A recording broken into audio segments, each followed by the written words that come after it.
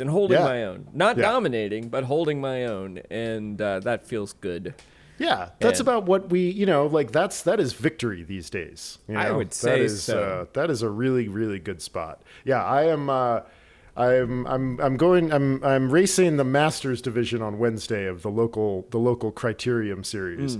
And we're going to see what that's like. We're going to see 40 to 50 or... Yeah, there's a 40 plus division that I'm going to do. Yeah. Masters like wonderfully inconsistent.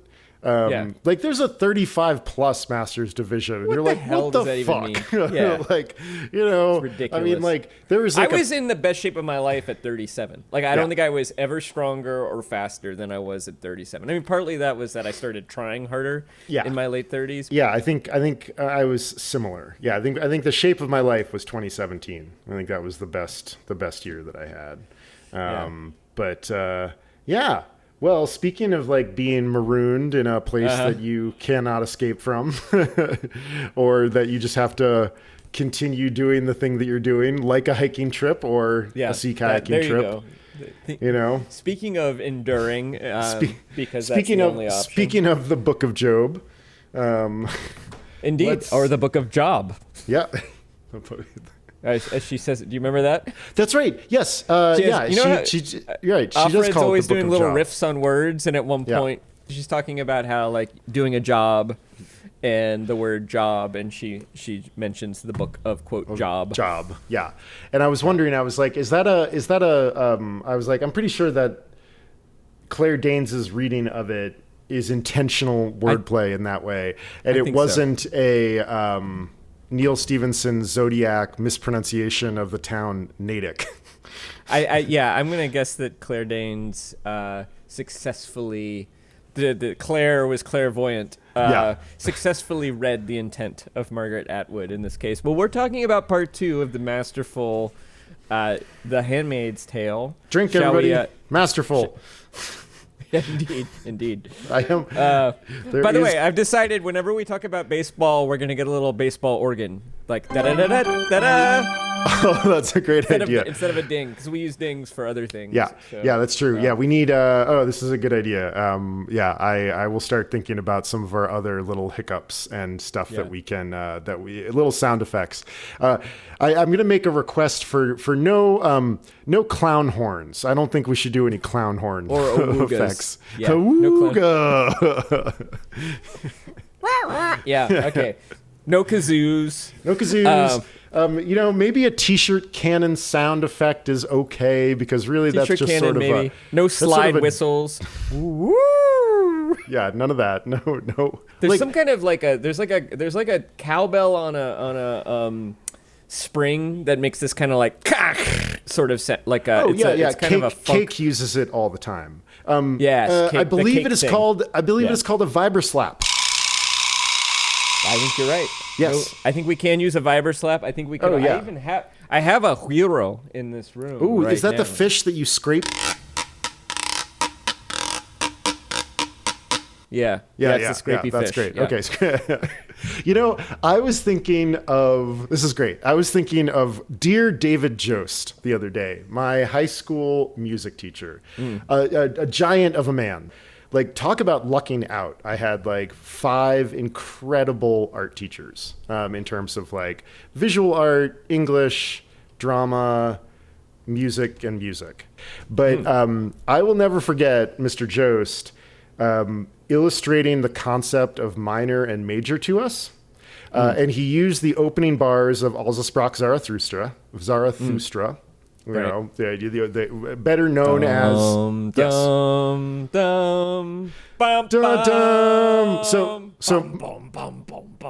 known as minor. The Ric Flair walkout music. Yeah, exactly. Right. Yes, of course, that is what is better known as the Ric Flair walkout music.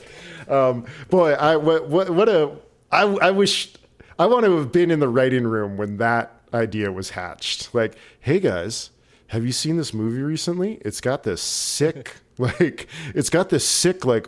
thing. I think we could use that when Rick walks out. I bet it was Rick's idea. Nice. I don't know that they had like a huge creative team in those days, but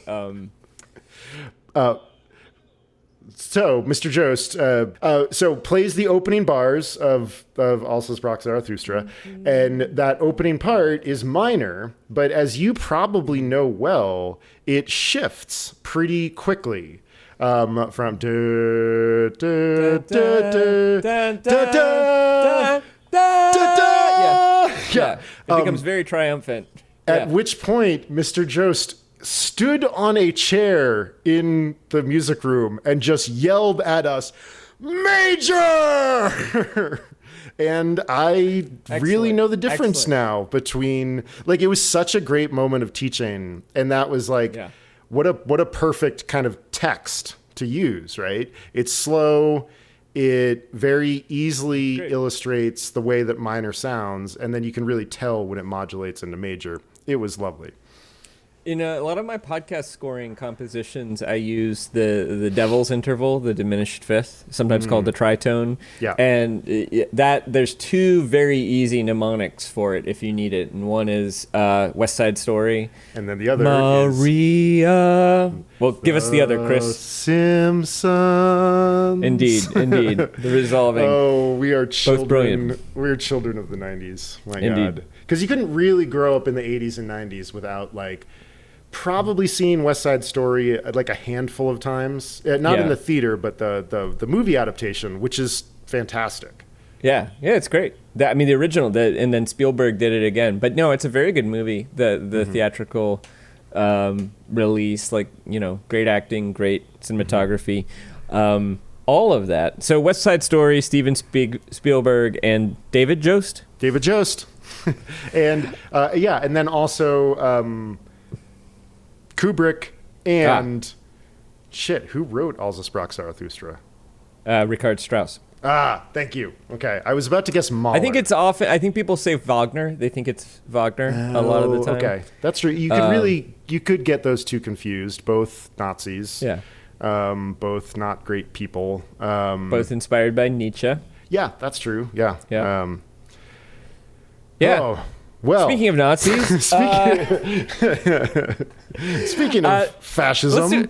So in the second half of the book, very quickly, we get a scene where Offred and Offglen go on a walk, and they have a moment where they basically confess their doubt in the regime to one another. And we learn that Offglen is part of the underground, and she actually says, we have a name, we're the Mayday underground, and that's our code word. If somebody's in trouble, you use it. Although as Offred figures out, the eyes must know about the code word, of course. So, Offred continues to liaise with the commander. They play some more Scrabble. We learn the origin of the Latin phrase, which I don't have at hand, but sort of falsely translates as "Don't let the bastards grind you down." And then we get a flashback scene of the attempted escape where Luke, the husband, tries to escape the unnamed woman who might be named June and her daughter to basically by going to Maine and getting out, but they are caught. I love how Maine appears in this novel. And then I'll pass it back to you because it says the wedding of the angels, and I forget what that is. That is that big the Pravaganza. Oh, the Pravaganza. Yeah, which there are these just wonderful portmanteaus that Margaret Atwood installs in Particicution. Here. Oh my God, particicution! What an incredible, what a great. And then the salvaging, which is not a portmanteau, but. Same idea, but the Pravaganza and Econowives. Econowives, yeah. There are these moments where you're like, there is like very like Philip K. Dick-ish moments. Yeah. And that's a funny phrase, Philip K. Dick-ish. And Philippian, Dickian. Yeah, that's right. What would that diminutive be? K. Dickian. How about K. Dickian? I think K. Dickian. Yeah, that's because like dickish is just not good enough. It's too universal. It's too. It's like. I feel like I think K. Dickian is specific enough for our purposes. Yeah. So we get the wedding with the angels, which I think is my favorite section of the second half of the book, because I didn't know if you noticed this, but it is the narrative thread gets really loosely woven in those like middle chapters of this section. We have a lot of like very short paragraphs, and it skips all over the place. We get even some of the wedding is interspersed with the escape attempt and some memories of Offred's. And it just, the focus flits from place to place in this really very pleasant and not dislocating manner. We jump back to the Red Center. We're at the wedding. We are at Luke and Offred trying to escape. We get some previous scenes from Offred's earlier life. It really is this kind of, I just think that section in terms of craft and keeping afloat the story, even though with all the fracturing, was really amazing. And we learn a lot about Gilead during this period. We see the wives, we see the young girls who are being married off to the angels who are just back from the front. And I really think like that section felt to me sort of like the beating heart of the second half of the book. And then we jump from there to really our big plot point of the second half, which is the commander takes Offred on a trip. He takes her to a state-sponsored brothel staffed by Jezebels, women who get a few years of life in these brothels before they are shipped off to the colonies. They have sort of state-equipped uniforms. Offred bumps into Moira there, and Moira is wearing a kind of dilapidated 1980s Playboy bunny outfit. And we learn what has happened to Moira, and Offred and Moira get a chance to sort of, talk, and then we learn that Offred never sees Moira again, so we're not sure if she gets out. We sort of suspect that she doesn't. And upon returning, I think the ceremony is literally the next night after this trip, where Serena Joy moves the plot forward again. I'll kick it back to you. Serena essentially, and I think Serena has already made this proposal to Offred, but it hasn't happened yet. Basically says, I think the commander's sterile, which you're not allowed to say. So if you really want a baby, you better have sex with another man. Serena says, let's do it with Nick, the servant, basically. Offred agrees, because if she gets pregnant, she doesn't get sent to the colonies. And she actually sort of has a little bit of a crush on Nick, we understand, too. Although, is it because he's the only man in town, or is it because he's actually attractive? A little bit unclear at this point. So they do have sex in his sort of back cottage, mother-in-law or bachelor cabin in the back. There's a nice moment of flashback where Offred remembers that the listings of such apartments always used to say in the before times private entrance, which she says means you could have sex, which is exactly what happens in this particular situation. Shortly after that, we get the particicution, which is funny. I feel like my feelings towards the particicution are similar to your feelings towards the wedding, the wedding of the angels. The particicution, we see 3 women hung, and then there's a kind of gauntlet murder or killing, state-sanctioned killing, where we're told that a man is a rapist by Aunt Lydia. She reappears, one of our favorite characters from the past, she's now she's sort of like Gandalf coming back. Like she's like even more Aunt Lydia than she was before. Let's bring out a fan favorite, everybody. Exactly. Everybody remembers Aunt Lydia. And she's even meaner than she used to be. Before she was merely controlling women and training them, and now she's facilitating mass execution. They basically rip a man collectively apart, who is said to be a rapist. Glenn says no, he wasn't really a rapist, and she manages to knock him unconscious before all of this begins. This might be what leads to Glenn's fate, maybe not, but very shortly after this, actually, there's something else that we need to say, which is that Offred continues to have sex with Nick because she wants to, because she likes it, and she feels guilty about it. And during this time, Glenn tries to get her to help the resistance by spying, and she basically refuses. And she seems to kind of reach this point of like, well, hopefully I'll get pregnant, and maybe if I'm pregnant and I have my secret lover, maybe I'm okay. Maybe I can just maybe exist. This is good enough. Yeah. Maybe this is good enough. And she stops participating in any kind of, resistance activities. Pretty shortly after the persecution, Offglen is vanished, and we get the information that she hung herself, and she hung herself because she had gotten tipped that the eyes were on the way. They had figured out that she was in the resistance. And then Serena Joy learns, which was probably inevitable, that Offred has been having an affair with the commander. She finds some lipstick on her robe. Yeah, I think the robe that she wore to Jezebel's. The robe that she wore to Jezebel's. And Serena is angry, but then the actual climax happens, and I'll leave that to you. Yeah, so Serena is, livid, and we hear the approaching sounds of the eyes. We hear the vans pulling up. Yeah, it's Nick with two other eyes who show up, and Offred at first thinks that he has turned her in, and it turns out that he is also part of Mayday, and the two eyes with him are part of Mayday, and she is ushered into the van, and she disappears. Whether it is, as she points out earlier, whether it's her salvation or her doom, we don't really know. But we do know from the final epilogue, which occurs about 150 years later. It's the year 2195, and we are sitting in on an academic lecture with wonderfully hilariously named people.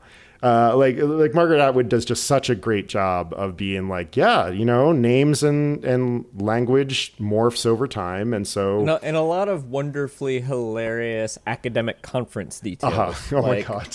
So good. Like the activities that they're going to engage in, and, lunchtime and things like that. Yeah, and we discover that Gilead has probably faded from history. That it doesn't seem like it is in existence anymore, and that what we've been reading is in fact an academic paper that these two professors have discovered some tapes that on which Offred's tale was recounted, and her tale is very cleverly hidden. There's sort of music for 3 or 4 tracks, and then her voice comes in. So they have to reconstruct it, they have to transcribe it, and then there's a whole bunch of wonderful academic wondering about what has happened to this character, which is the same thing that we are going through. And so there's just this great authorial sleight of hand that I'm not I believe it works, and I think we're probably going to talk about it. But I wonder if it could have worked better without this authorial sleight of hand. I'm really interested to talk about how much it adds and how much it subtracts. It's on my list of things to talk about as well. But yeah, I have mixed feelings about the epilogue. Me too, which I think pre-drink everybody. I think it's intentional.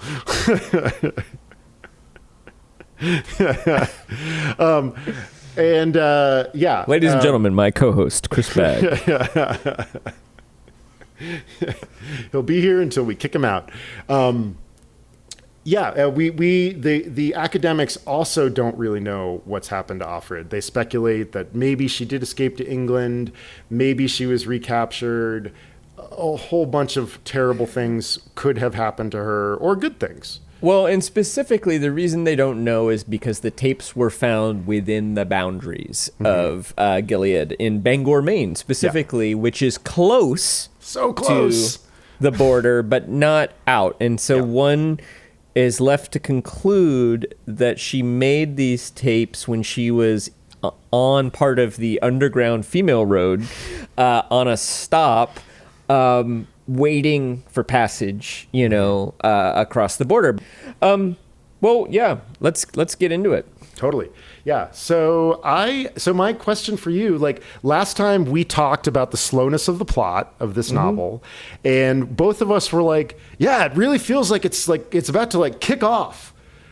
And I was wondering what your experience, like, do you feel like the second half of the novel, like, did it feel more heavily plotted than the first half of the novel? It does feel more heavily plotted. I think because a number of things that have been set up either come to fruition or collapse. I think my question, which maybe I'll get to later, I think I'll save it, is whether all of those plot devices are crafty or are they the result of a absolutely brilliant creator of a scenario getting in a bit too deep and needing to resolve it. Something you might call a sort of like Jordaning, or a Martining of the loose ends. A Stevensoning. A Stevensoning to some degree, right? Certainly, a Cryptonomiconian. A sort of shaftoing the narrative. What I'm getting at here is that there's a lot of plot. A Gatelying. Yes. An incredenzaing, though maybe not. I'm not sure. Incondensing. Which is similar to a shaftoing, because shafto gets incondensed and incondensa gets shafted. Wow. This is our version of hip-hop. This is our version of hip-hop. And nobody cares but me and you. I know. You need like, what is the hip-hop song of Jesse and Chris? It involves baseball, Maine, hiking, 20th and 19th century literature, primarily American, but some other stuff too. I think this is the hip hop song of Jesse and Chris. I think that is actually what this podcast is. It just needs to be remixed. I can't wait. By the way, you said baseball, so we get an organ, right? Yep. Da da da da da da. Dun, dun, dun, dun. There is more plot. I have questions about whether some of it is clumsy. Actually, you know what? It leads into my second question, so I'll go into that, which is, okay, Jezebel's is a great set piece. Oh my God, so good. It's a great set piece, and it's very entertaining to read, and it's also, I think, narratively satisfying because you're like, I knew it! Gilead's a bunch of hypocrites. Right. And the powerful men are behaving, well, of course or not of course. I mean, I think there's a part of me that's like, I don't know. I think that people of all political stripes tend to assume that the other side secretly knows that they're wrong, but they're just hypocrites. I think that's something that progressives think about conservatives, and that's why there's a lot of talk of gaslighting, etc. And I think that's something especially like deep conservatives think about sort of the anti-wokeness crusade right now is kind of, and I think that in many cases they're wrong, and sometimes even though there is hypocrisy, they actually are up against true believers. And so in a way, I wondered if, even though Jezebel's is very satisfying and it's like, aha, maybe would it be more interesting if the commander and the leaders of Gilead were more consistent about their own, in my opinion, very wrong-brained beliefs? Would that be more interesting? Because is it a little bit cheap to just be like, you know what, deep down, this is just about power, like everything else? Well, I think he does, actually. I think he is a true believer. Because he does say at a certain point in there, I mean, like, I love the point you're bringing up that, like, hypocrisy is in the eye of the beholder. It's in, like, which is such an incredible point. And, like, I think that anybody that has had the experience of discovering that their previous point of view was incorrect has a very odd relationship with that realization, because it's less about knowing that you were incorrect and more about just a blind spot that that ran your life. Like you literally couldn't see it another way. And the commander says, it's a club, I say. Well, that's what we call it among ourselves, the club. I thought this sort of thing was strictly forbidden, I say. Well, officially, he says, but everyone's human after all. I wait for him to elaborate on this, but he doesn't. So I say, what does that mean?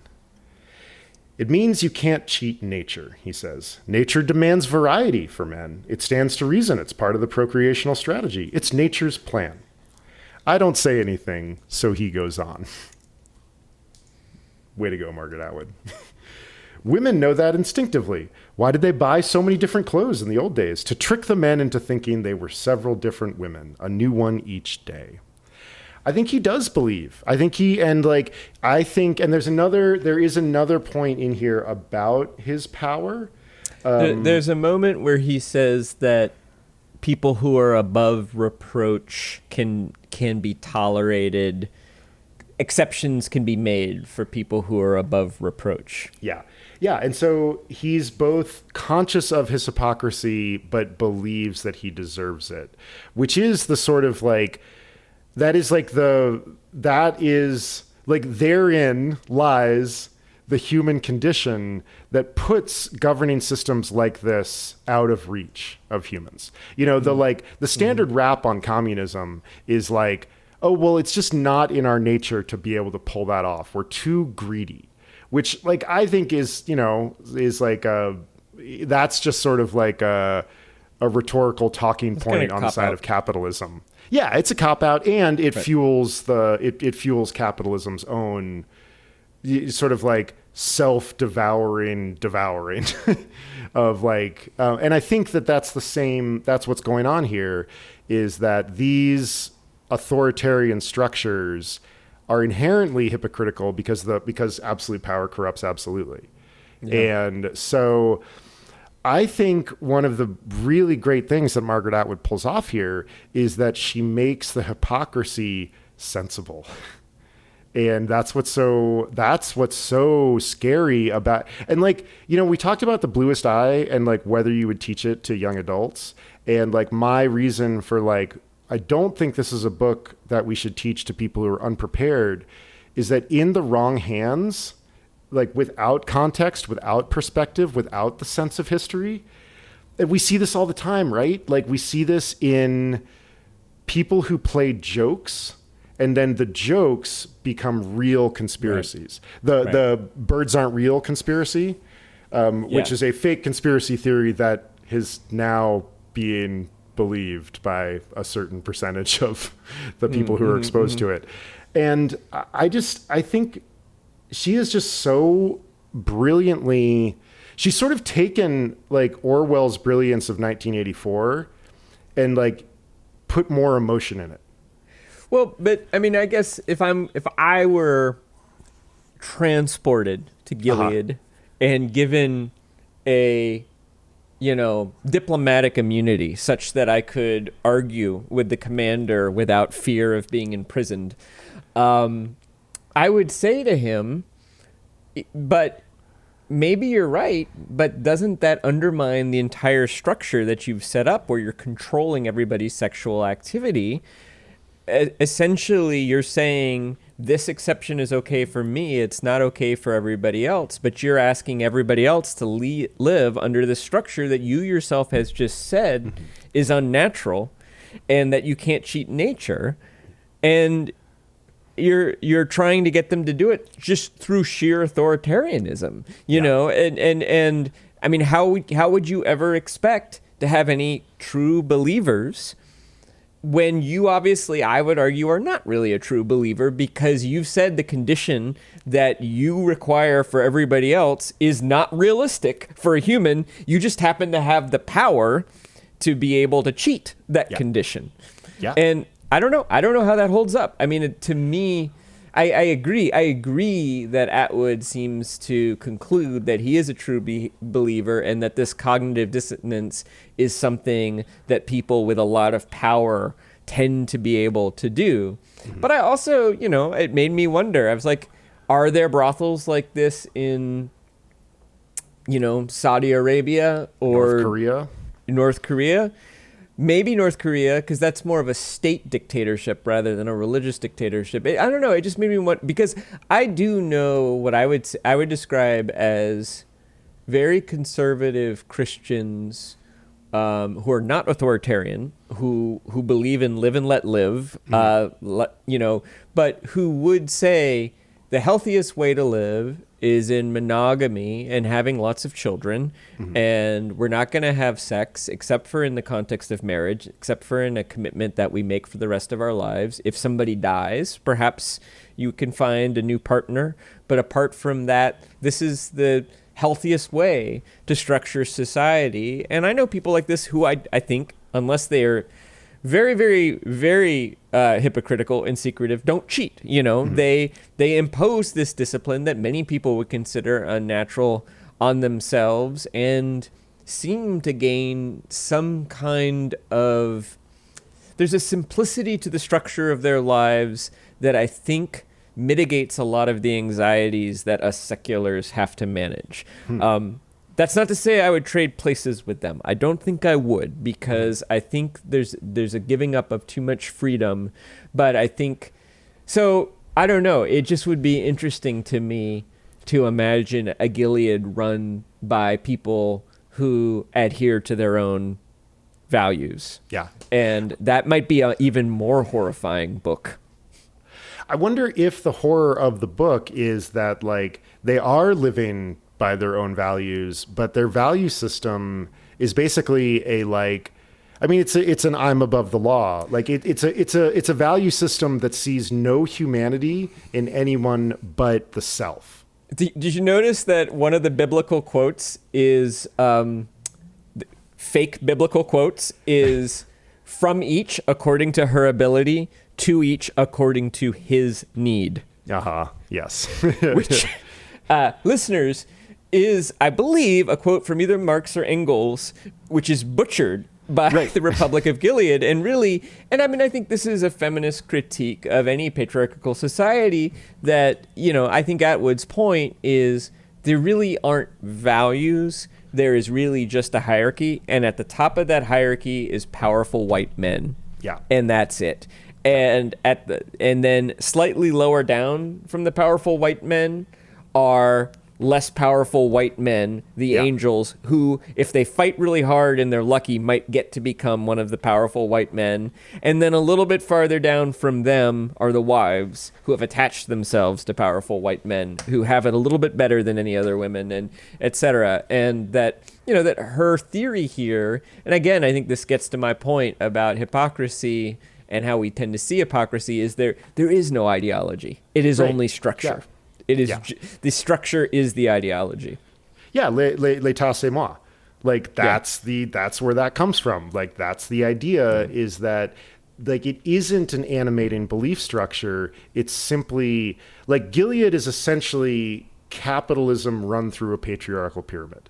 Like what you just described. There is some space for some upward mobility for some parts of society, and that stands on top of this sort of endlessly churning sea of women, basically, who are still responsible for moving, the world forward, but the only people with any mobility are men. And it is run through this like weirdly capitalistic, like if we do well enough and we get ahead, then we're given our reward. And you're right. It is a deeply cynical point of view about humankind, but I also think given what we see in the world, like it's not generally true, but it is certainly there are certainly specific parts of history and the present day where it is definitely true.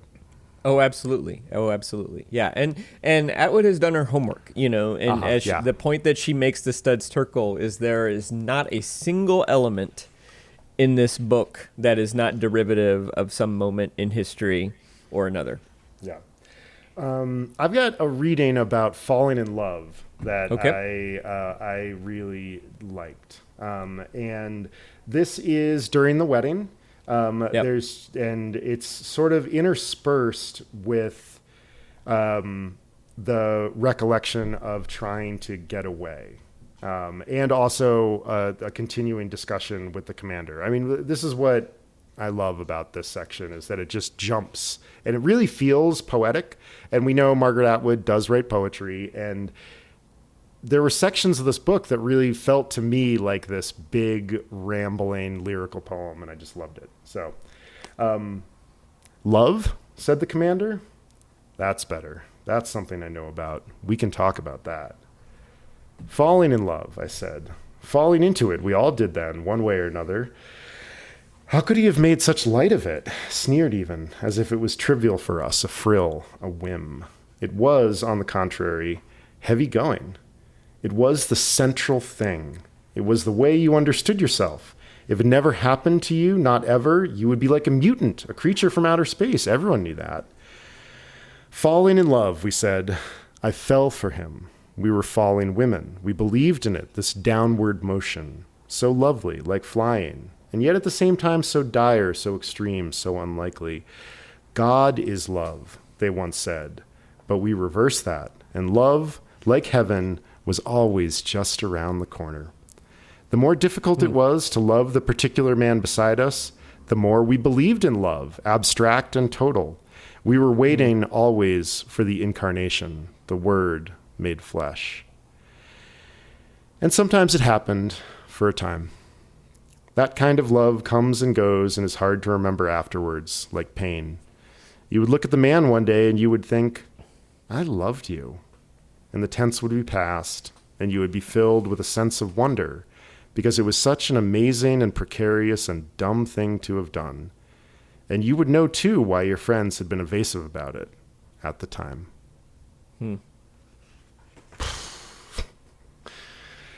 Margaret Atwood is so cynical sometimes. I know. I'm going to quote my high school English teacher, Diane Leahy, here. We had just read Adrian Rich's amazing poem, Living in Sin, which is a very cynical, very sad poem about like how awful it is to be in love. And somebody in class said, I think she's just a grumpy old lady. And without a beat, Miss Leahy went, well then, so am I. You know what? I want to, I'm just imagining, I think I know why you would describe Gilead as capitalistic, but I'm imagining somebody who is more of an apologist or defender of capitalism who would listen to you say that and be like, this is the least capitalistic thing I could ever imagine. There's no private ownership of property. There's no freedom to accept employment. In fact, of all the society has ever seen, this resembles communist China or the communist Soviet Union more than any other economic structure. The economy is centrally planned. The only way that anybody gains status is working through the government. Nobody starts a business. The businesses are controlled by the government. Why, Chris Bagg, is this then capitalism? Well, I think, this is a cynicism of mine. But like, I believe that large monolithic structures like capitalism, like communism, and communism is different from socialism, everybody. Come on. But not that socialism is successful either. But I really do believe that when you get these belief structures and political structures going on a large enough scale, they inevitably become structures of control. And that happens in our society in terms of inequality. And that eventually that the structures are just as rigid as they might be, and not just as rigid as, say, like, the Soviet Union in, say, like 1959 would have been a particularly miserable place to live. Right. But I think when we see the excesses of capitalism, like sort of spun out over the next 50 years, and we're looking at the hellscape of the environment that is likely to result from that capitalism, like, is that any better? Like, is the freedom to make a business like useful if like you can't go outside? I mean, I'm sitting inside right now with the windows drawn and the air conditioner not on because I'm recording this podcast because it's 102 degrees outside. You know, and like, you know, I see large monolithic political structures as eventually becoming rigid and hypocritical because that's really the only way to make them keep working. We got to see this during the pandemic. You take the blood out of the body, it dies in weeks. like you take the blood out of capitalism, it doesn't stay alive on the table. It's interesting that, because I mean, I guess what I would say that to me the word wouldn't necessarily be capitalism per se. It's more the tendency of any ideological system to become oligarchical or to become seized by oligarchs. Because I think there are healthy governments that have economic systems that actually blend socialism and capitalism pretty effectively, like, say, Germany or Sweden or Norway, or even the UK, even though it's kind of a mess, or even France, even though it's kind of a mess, or even Canada, which is kind of a mess, which to me, both all of those economies are interesting hybrids of socialism and capitalism with sort of capitalism segments. And I think they work not necessarily because of those economic systems, one being necessarily better than the other, but because they have a political culture that is more or less functional. That there's still a kind of general sense of we're all in this together, that America has kind of lost. Yeah, absolutely. But anyway, that's a digression. Here's the question I wanted to ask you relative to the novel was, you asked me about plot earlier, and I was talking about how I thought there was a lot more plot in the second half, but I also wondered if some of the plot was clumsy or heavy-handed. And so I wanted to ask you about, what do you think about the plot device that leads to Offred's escape, at least from this situation? It feels rushed.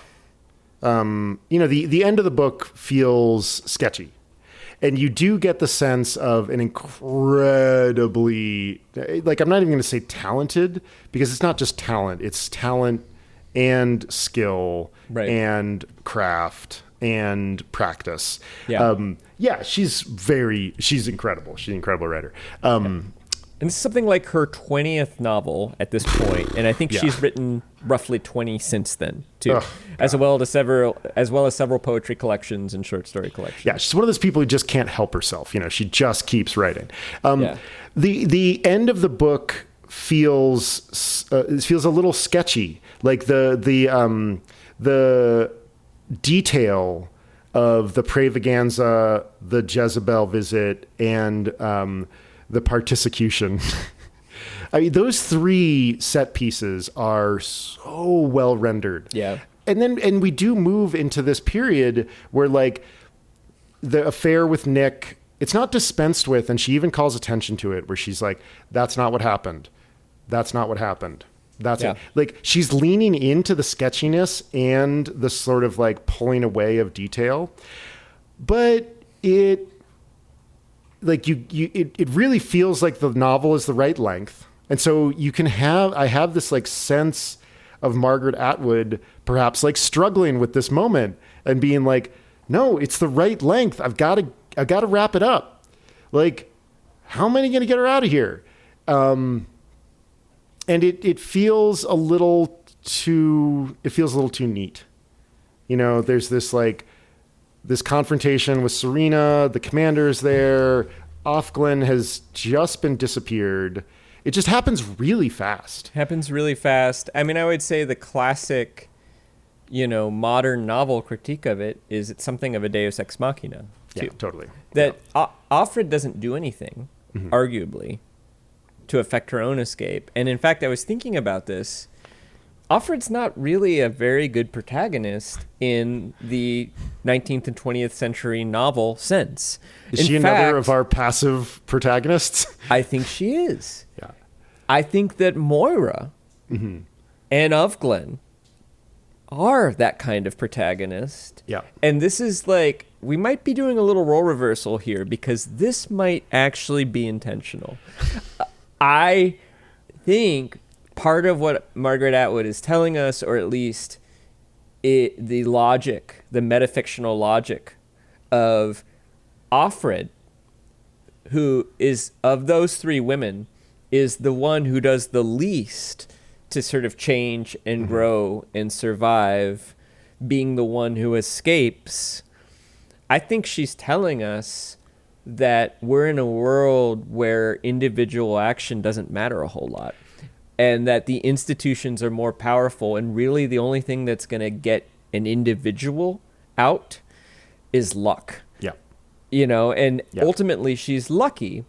And I want to read a passage, unless you want to comment on that before. No, because I have a passage to support. I agree with you, because I think what she's doing, and this is what you do.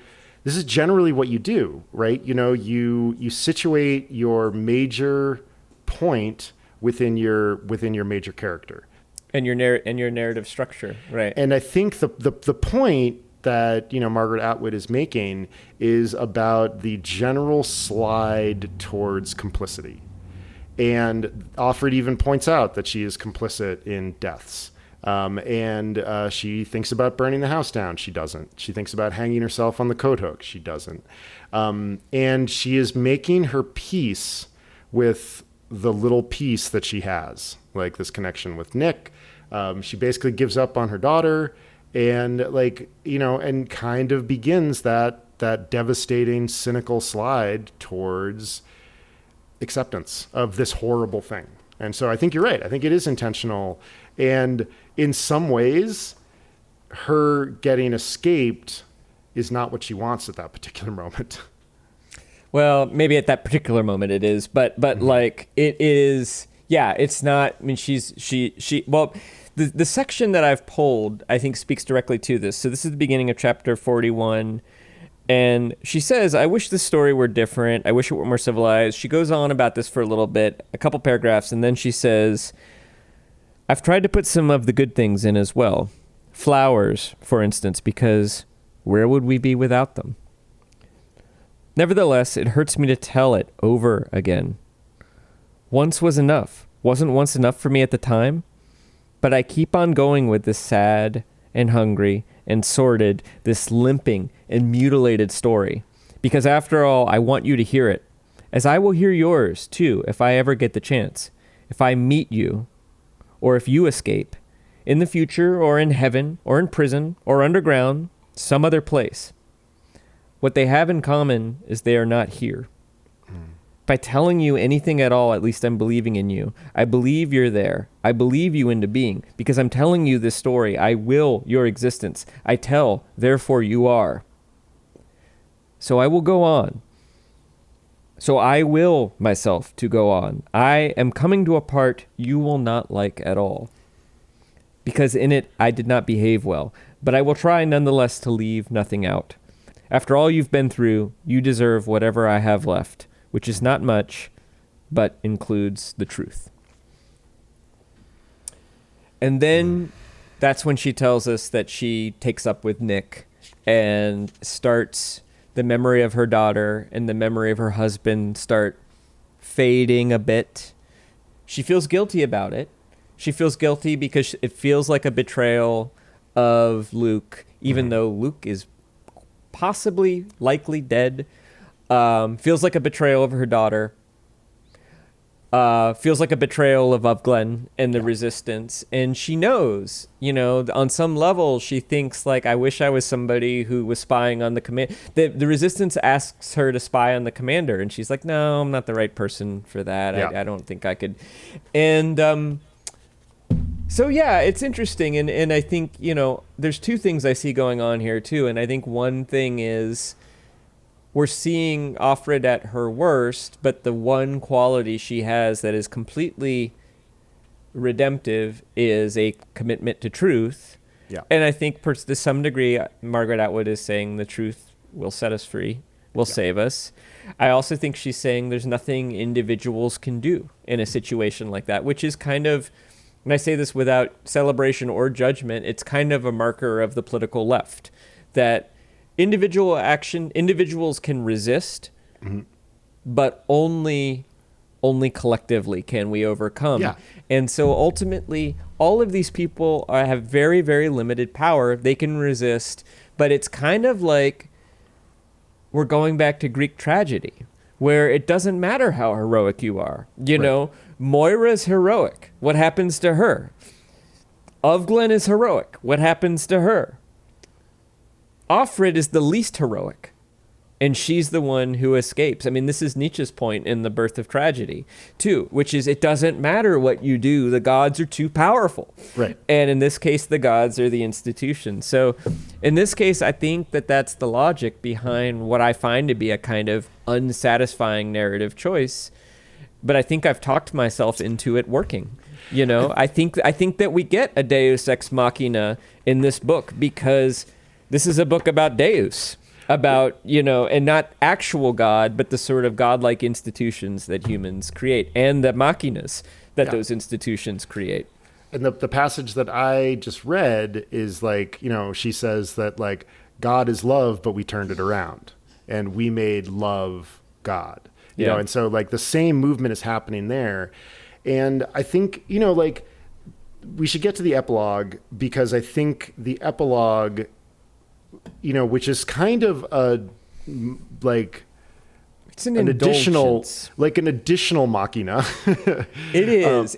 I think of the epilogue as like, okay, Margaret Atwood, you were a very good girl and you didn't say all the things you wanted to say and you were thinking for like 300 pages. So it's kind of like David Foster Wallace's footnotes. Like, okay, you know, like she's just got to have a steam valve and she's got to let us know a little bit about what she's thinking. And she's also got to put some irony and some, because the epilogue is funny. It's funny in a way that the book, and I think the humor has a purpose. I think she's mocking the ways in which academics sort of cultural relativity can flatten human experience, right? And all these academics are like, we're not here to judge the Gileads, you know. We're not here to censure, but to record or something like that. To understand, right? And, you know, after hearing Offred's tale, that feels damn callous. Yeah. Of course, it's 150 years later, and I think academics would argue that the point of that kind of detachment is not to be callous. The point of it is that if you're judging, that judging interferes with understanding. But in that moment, she's taking them to task. Well, I'm sort of building off of what you just said about like Moira and Offglen are heroic and Offred is the least heroic. But, you know, what the epilogue shows us is that Gilead does not go on. Right. We don't have an idea of how long or how, like we get some ideas about middle Gilead, and we know that the period when Offred is relating is early Gilead. Well, she remembers the very beginning. Yeah, the very beginning of it, and the commander is purged at some point. Yeah. But I think what the point that's being made here is that, and it's not, you know, this is not a deep point or anything like that, but that revolution takes different forms. Right. There are the people who are directly heroic. There are your Offglens and your Nicks and your Moiras that really, at great personal risk to themselves, resist overtly or as overtly as they can. And then you have recorders. You have people that preserve the stories of what it was like. Yeah. You know, and that like, you know, Offred is kind of recording this story for Luke. Like that's the sense, is that that's, you know, in heaven or in prison or somewhere, she's apologizing to him. But that what the epilogue shows us is that even if we are feeling ambivalent about the way that Offred gets out, and even if she is feeling ambivalent about it, that the arc of history does bend mostly away from authoritarianism because it's just so damn hard to sustain. It's true that most authoritarian regimes are not long for this world. Yeah. Now, that said, most functional democratic republics are also not long for this world, unfortunately. Yeah, it's nada nova sub sol, or whatever the expression is. I mean, the other thing too, and I think if we're being really analytical, I think part of the reason we see Offred as less heroic is because Offred's superpower, and the thing that does make her heroic, is truth-telling. Yeah. And she turns that power upon herself. Yeah. And so it is both narratively unsatisfying, but, if you think about it, she actually does take action in her. What's the one action that she's most ashamed of?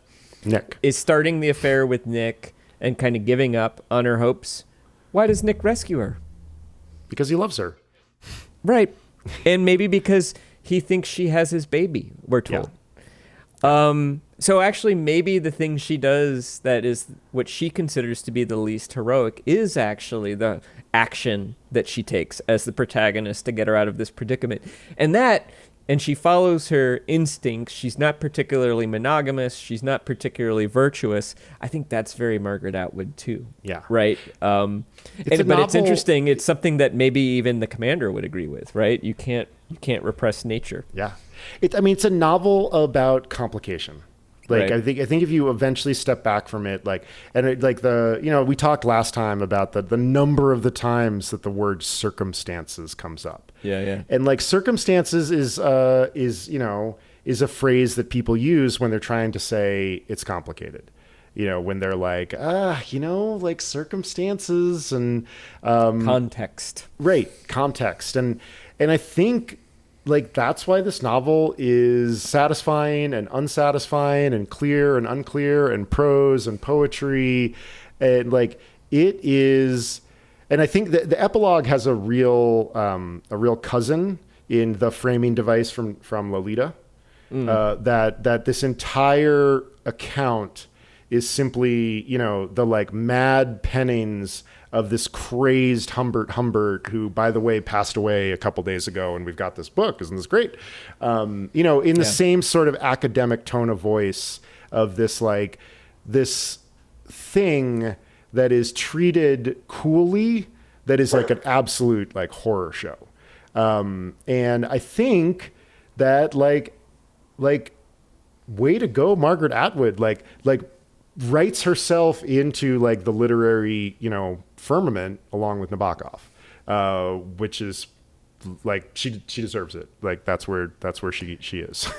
Yeah. And I think ultimately, I think one is tempted to say the epilogue is an indulgence, and I think it sort of is, but it does lead, because it almost feels like it's of a different piece, right? It's like you're looking at a marble statuary, and then the eye is made out of ruby, and you're like, really? There's something off about it. Yeah, exactly. It's off in tone. It's off in many respects, but it does make you think. It's Liberace's piano. Right. It does. It's too much. I think it appears to be too much at first, but in the end, I think it's also serving a purpose, and it's undergirding the argument. So I think in the end, as an editor, I'd be like, do we really need this epilogue? And I think, no, but I don't hate it. And I actually think ultimately it does aid the book. In a way, you'd have a more elegant creation without it, but this is also a novel of ideas, right? Yeah. And it serves those ideas, and I think I'm okay with it. Yeah, I think you're right. That's a nice way of putting it, that I don't know. I was just about to read you the final two paragraphs and be like, does this work? And I think it does, but the epilogue does add this sense of the way that history's ripples continue to move outward. And yeah, I think you're right. I think it is a weirdness, but it does something to the book that I think elevates it further. Maybe it's a little like the beauty mark on Madonna's chin. Yes, exactly. Yeah, I mean, like, we can't top that, so let's go to trivia. You don't want to read the last two graphs? No, I don't. Well, yeah, sure. Why don't we do it for let's leave this question standing open for our readers. Okay. The van waits in the driveway. Its double doors stand open. The two of them, one on either side now, take me by the elbows to help me in. Whether this is my end or a new beginning, I have no way of knowing. I have given myself over into the hands of strangers because it can't be helped. And so I step up into the darkness within, or else the light.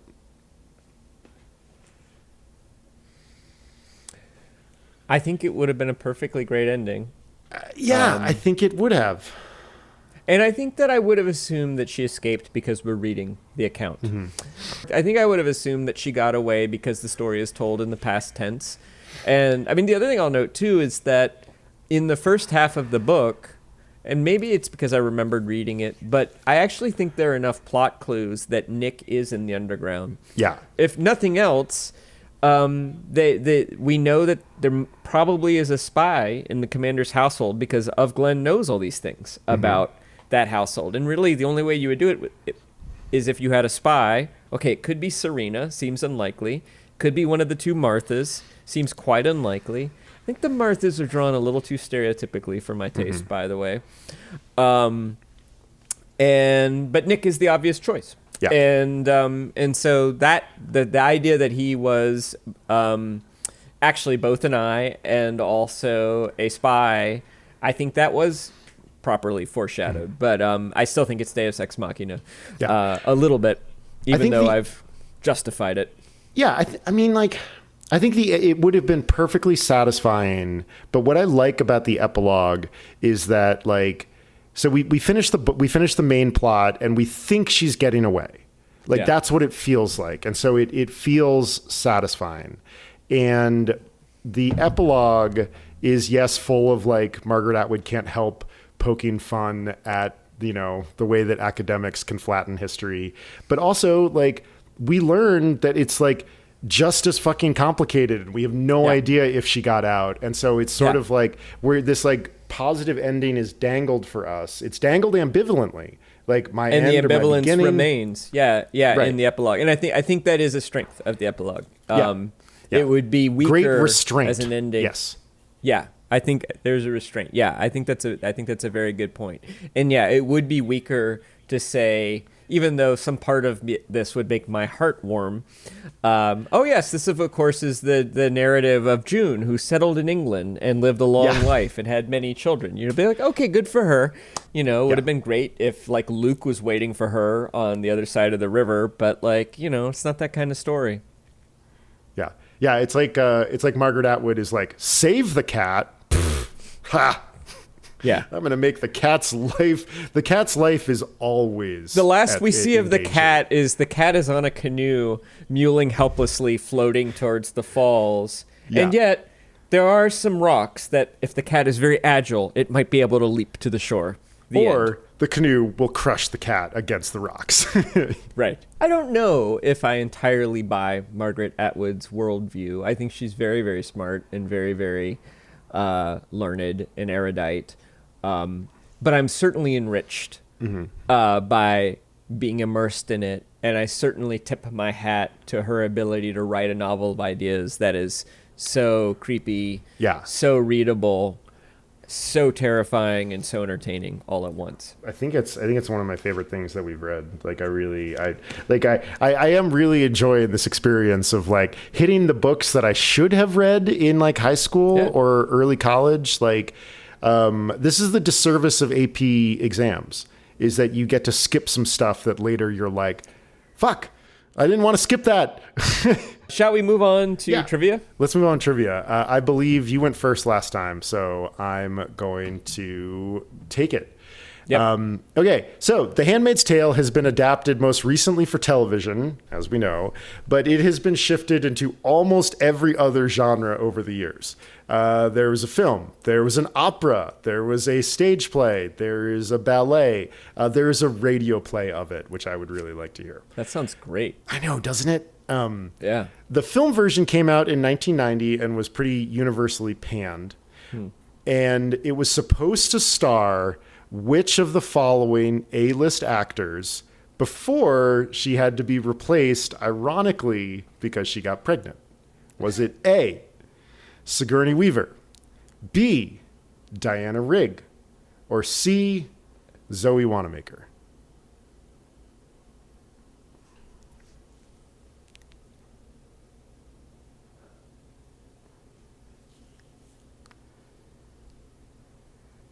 I'm not picturing Zoe Wanamaker. I feel like Sigourney. It's interesting because I don't think she would be a good choice. I think she comes across as too confident for Offred, but that was the era when Sigourney got cast in this kind of thing.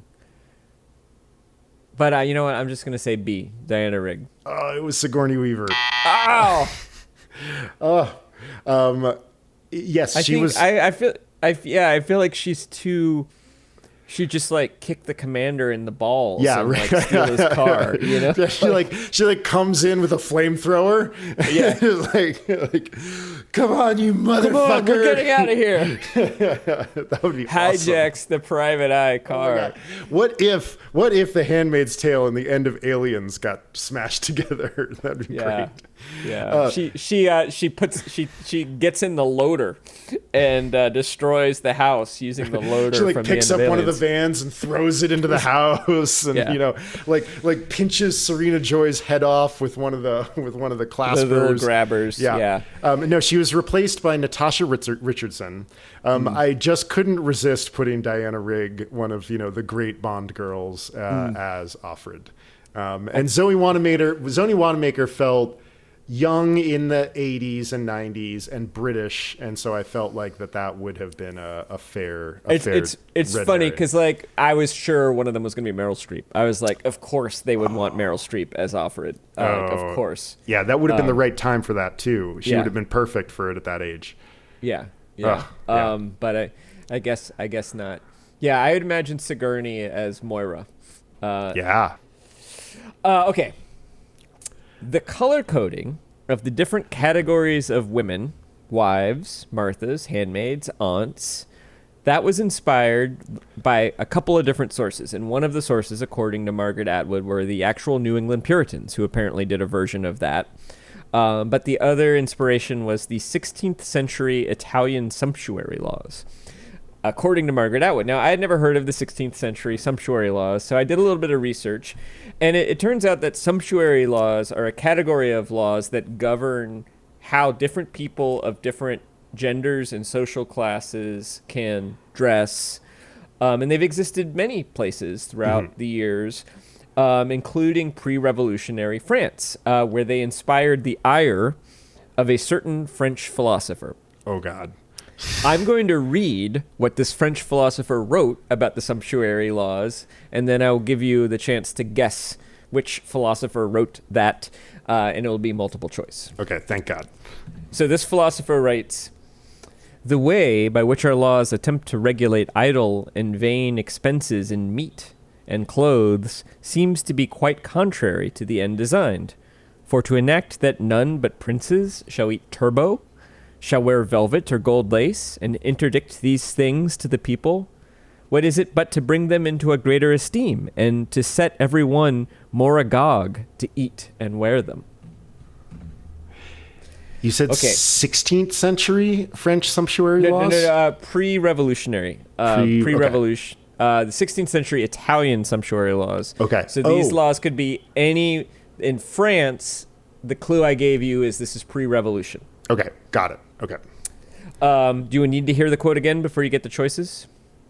No, I think I got the flavor of it. We're gonna see if I can pin it to a particular philosopher. Right. Is the philosopher who wrote those words A, René Descartes, B, Jean-Jacques Rousseau, C, Michel de Montaigne, or D, Laurent de Nivens? Amazing. Laurent. Never has his name sounded so good. Laurent de Nevers. I love it. Hopefully he loves it too. Fuck. I don't think it's Montaigne.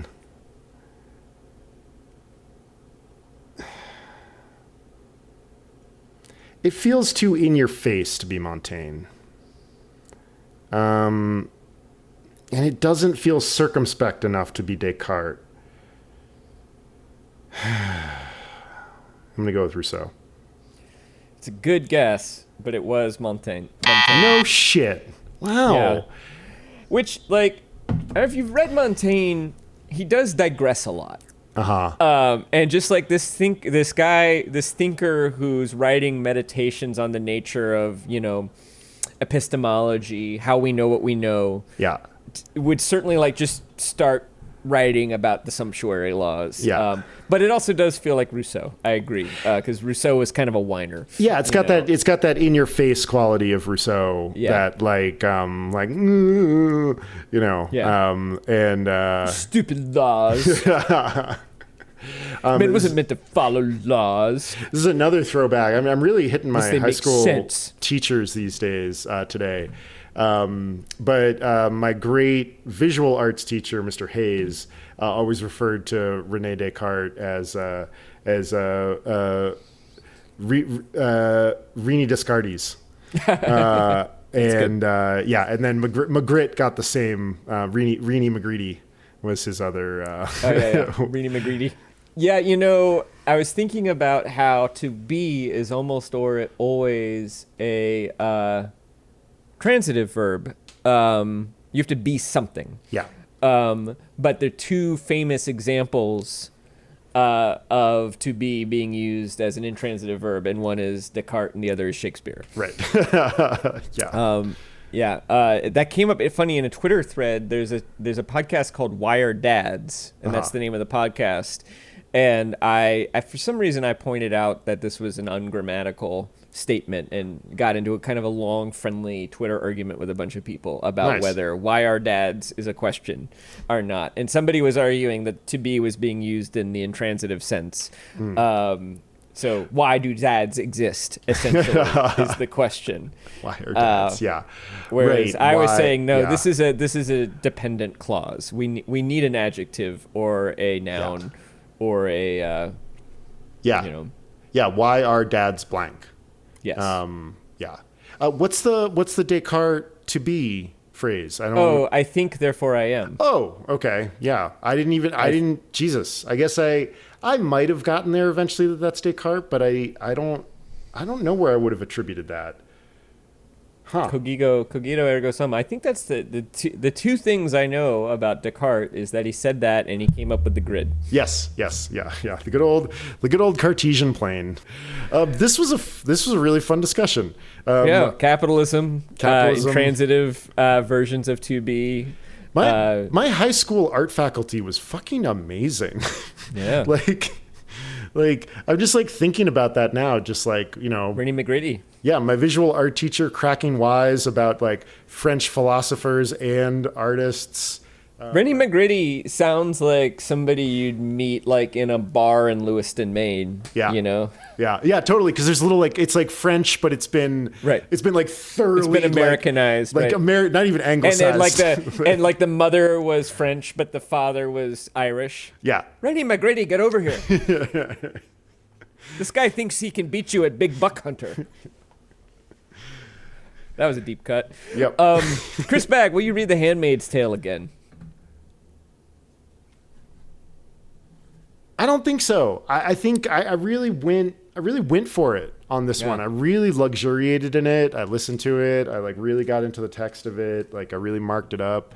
I'm really happy with the way that it hews to and departs from the show. I feel like I get the craft. I don't think it's something that's like emulatable. like insofar as like, sure, maybe if you like write all the time and like think about big ideas a lot. Maybe in 30 years you have a chance at writing a few sentences like Margaret Atwood. But yeah, I really think it's a really remarkable achievement, but I don't think I need to read it again. How about you? I think I will read it again. And one is that I just think it reads well. Yeah. So like, even though it makes me anxious and Yeah. I'm like worried that I'm going to wake up and we'll be closer to her reality, I also think it's a book that is interesting. I don't know that I'll read it again in like a year. I think maybe 10, 15. I think I read it about 15 years ago and I could see reading it in 15 years. But as a writer, yeah, I agree that there's a certain poeticness to her language that I don't think I could ever emulate. But the thing I think I could maybe study in her writing is the time shifting and the montage, the way that she will use memory to nestle scenes of the past, the present, the near present. Just how many times does Offred see something in the present, think about the red center, and then think about the before times, and then comment on that thing that she's seen, and then go back and forth. I mean, the excerpt I read last time had a few examples of that as well. And I think there's a very specific inspiration.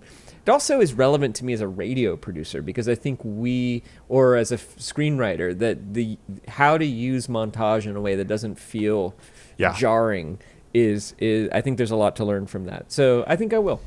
Yeah, I think you put your finger really nicely on the thing that I want to learn from this book. Yeah, like that sort of brilliant associative drifting that still manages to hang together. This book is it's like a brilliant souffle. Yeah, somehow her narrative is lighter than air, right?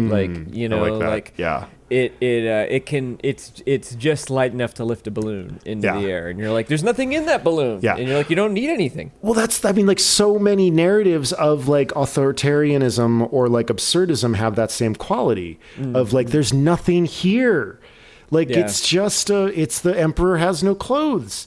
And yet, and so it is like a novel of like empty ideas that like destroy a continent, which is like very, very scary. And it's like, how often do you get something like rubbing the butter or the grease from the lanolin from the wool? Yeah. Or, how many of the scenes are so naturalistic, which I think we also see in Octavia Butler. We also see in The Bluest Eye, the dandelions, like just the way in which the naturalism transports you right into the moment. Like when I was reading this there's this sense of like hyper realism. Yeah. Like I kind of remember what it was like to live in Gilead. I never lived in Gilead, but part of it is that it does also remind me of the 80s, which I also remember sort of distantly. So my memory of the 80s and Gilead gets sort of mixed up together. But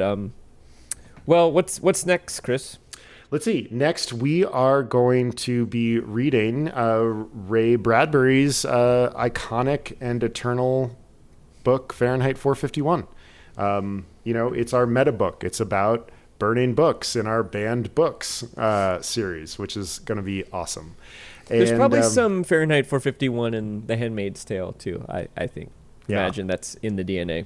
Well, thank you for listening, everybody, and I'm going to kick it back over to Dukes to read the credits. Upper Middle Brow is a Small Point production. Chris Bagg and Jesse Dukes are the underground Quakers, leading you to freedom. Music by Ben Pajak and Jesse Dukes. Design and website by Chris Bagg. You can learn more about us and find our listener survey at uppermiddlebrow.com. Please review us in your podcast app so other people can find the show and we can feel good about ourselves. I wonder what tyranny we are leading people from. That is what the tyranny of illiteracy. And speaking of that, we can lead you from your own tyranny of illiteracy, folks. So for those of you out there that are illiterate but are penning a work that needs editing. Or semi-literate. Jesse and I are both writers and editors, and we can help you with your writing, podcasting, or editing project. You can see some of our portfolios and learn more at our respective websites, chrisbagg.com and jessedukes.com. Come on by and let us know if we can help you out. But in the meantime, thank you so much for listening, everybody. Good night, folks.